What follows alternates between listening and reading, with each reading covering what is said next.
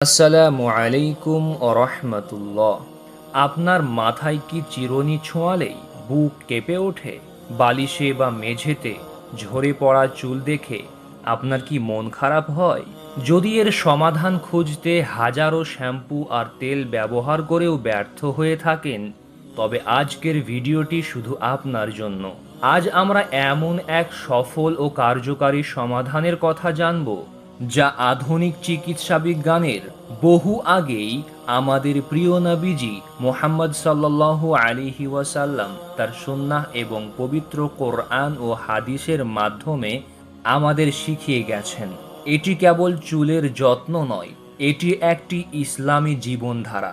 তাই শেষ পর্যন্ত সঙ্গে থাকুন, কারণ এই সমাধান আপনার জীবন বদলে দিতে পারে। প্রিয় দর্শক, রাসূল সাল্লাল্লাহু আলাইহি ওয়াসাল্লাম ছিলেন পরিপাটি ও পরিচ্ছন্নতার শ্রেষ্ঠ উদাহরণ। তিনি আমাদের শিখিয়েছেন কিভাবে সৌন্দর্যকে ইবাদতে পরিণত করা যায়। চুলকে অযত্নে ছেড়ে দেওয়া ইসলাম পছন্দ করে না। রাসূল সাল্লাল্লাহু আলাইহি ওয়াসাল্লাম বলেছেন, যার চুল আছে সে যেন তার যত্ন করে। এটি কেবল একটি উপদেশ নয়, চুলের যত্নের প্রতি একটি আবশ্যকতা। তাই নিয়মিত চুল পরিষ্কার রাখা অপরিহার্য। হাদিসে এসেছে, নবী সাল্লাল্লাহু আলাইহি ওয়াসাল্লাম মাথায় অত্যাধিক তেল ব্যবহার করতেন। এই তেলই চুলের গোড়াকে মজবুত রাখে, রক্ত সঞ্চালন বাড়ায় এবং শুষ্কতা দূর করে। তিনি ডান দিক থেকে শুরু করে চুল আঁচড়াতে পছন্দ করতেন। রাতে ঘুমানোর আগে বা দিনে কিছু সময় নিয়ে হালকা গরম তেল দিয়ে মাথার ত্বকে আলতো করে মাসাজ করুন। এটি শুধু চুলের গোড়া শক্ত করবে না, বরং মানসিক প্রশান্তিও দেবে।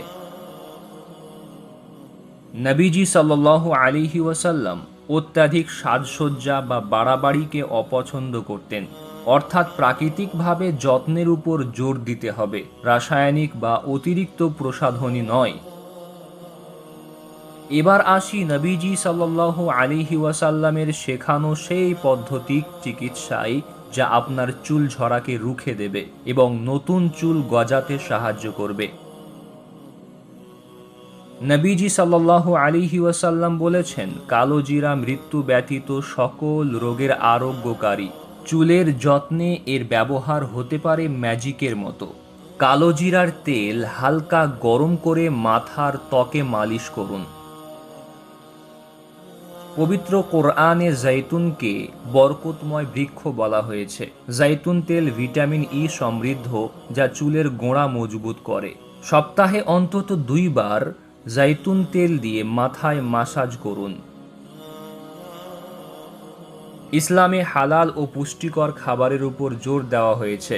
চুল মজবুত রাখতে প্রোটিন এবং ভিটামিন সমৃদ্ধ খাবার গ্রহণ করা অপরিহার্য।